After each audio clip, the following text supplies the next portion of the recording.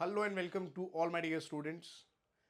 I am here to congratulate all CBSE students for successfully completing physics and chemistry board exam, and Gujarat board students have successfully completed physics exam. अब Gujarat board के अंदर और CBSE में जितने भी paper बाकी हैं, जितने भी बोर्ड्स के एग्ज़ाम बाकी हैं, उन सब के लिए बेस्ट ऑफ लक आपको। आप बहुत अच्छा करोगे, शानदार आपने पढ़ा है पूरे साल और अभी अच्छे से रिवीजन करके आपके पेपर्स अच्छे ही जाएंगे। सो बी कॉन्फिडेंट। नाउ अगर मैं बात करूं गुजरात बोर्ड के बच्चों की, तो केमिस्ट्री का पेपर अब नेक्स्ट आने वाला है और केमिस्ट्री के पेपर के अंदर हमने अगेन केमिस्ट्री सब्जेक्ट में हमारे चैनल के थ्रू मैंने आपको बहुत सारी हेल्प की है। हर एक चैप्टर अगर आपको चाहिए पढ़ाया हुआ तो आप चैनल पे प्लेलिस्ट में जाके आप सर्च कर सकते हो। प्लेलिस्ट में आपको हर एक चैप्टर मिलेगा, एक्सरसाइज, इंटेक्स, एग्जाम्पल, हर क्वेश्चन आपको मिल जाएगा, उसका डिटेल सोल्यूशन। ठीक है। फिजिकल केमिस्ट्री में दोस्तों मैं आपको बता दूं, पेपर के अंदर 3 चैप्टर हमारे सोल्यूशन, इलेक्ट्रॉन, काइनेटिक्स, 3 चैप्टर हैं। तीनों में जहाँ ग्राफ वाले क्वेश्चन हैं, जहाँ पे डेरिवेशन है, ठीक है, सम्स के अंदर डेटा लिखने के अलग मार्क्स हैं, फॉर्मूला लिखने के मार्क्स हैं, फॉर्मूला में वैल्यू पुट करने के मार्क्स हैं, और फॉर्मूला पुट करके फिर कैलकुलेशन, फॉर्मूला में वैल्यू पुट करके कैलकुलेशन करते उसके मार्क्स हैं। सही कैलकुलेशन के बाद आंसर के और यूनिट के सबके अलग अलग डिवाइड करके मार्क्स होते हैं। तो ऐसा बिल्कुल मत सोचो आप कि ये सब मेरे को नहीं आता है या मेरे से नहीं होने वाला है तो मैं अटेम्प्ट ही ना करूँ। ऐसा नहीं करना है आपको। आपको सम्स दिया है, उसमें डेटा लिखना है, फॉर्मूला याद करके लिखना है, वैल्यू पुट करनी है, कैलकुलेशन में आंसर में थोड़ी गड़बड़ है तो भी आपको आधे मार्क्स तो मिलने वाले हैं।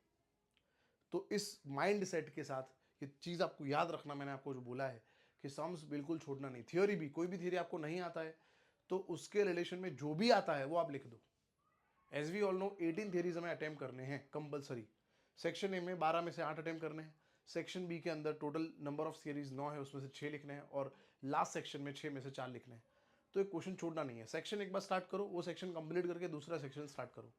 एक सेक्शन के अंदर दूसरे सेक्शन का क्वेश्चन नहीं आना चाहिए। ये सब चीज़ें आपने मॉक बोर्ड एग्जाम दिए हैं स्कूल में, ट्यूशन में, तो आपको पता ही है। ठीक है ना। तो बहुत शानदार करना। फिजिकल मैंने बता दिया। इनऑर्गेनिक के अंदर वाई और रीजन वाले क्वेश्चन आएंगे, उसके आंसर 4, 5, 10, 15 लाइन में खत्म हो जाएंगे। 2-2 पेज के आंसर लिखने की कोई जरूरत उसमें है नहीं। इनऑर्गेनिक के क्वेश्चन डिस्क्रिप्टिव नहीं आते।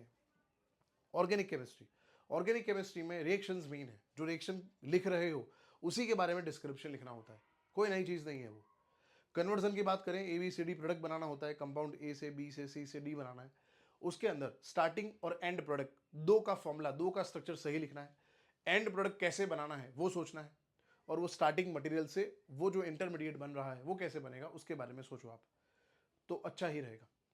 ठीक है। Again I am wishing you all the best. Be confident. Question को 10-20 सेकंड तक रीड करो, क्या पूछा गया है बराबर पहले समझो, फिर आंसर लिखना शुरू करो। समझे आप। आंसर लिखना जरूरी नहीं है, सही आंसर सही तरीके से लिखना जरूरी है। आंसर तो सब लिखने वाले हैं, सही तरीके से सटीक आंसर लिखना बहुत जरूरी है। ठीक है दोस्तों, I am wishing you all the very best. Exam के बाद मुझे बताना पेपर कैसा रहा कमेंट सेक्शन में, और अभी भी कुछ क्वेरी कंसर्न है, you can call me any time. ठीक है। Good luck.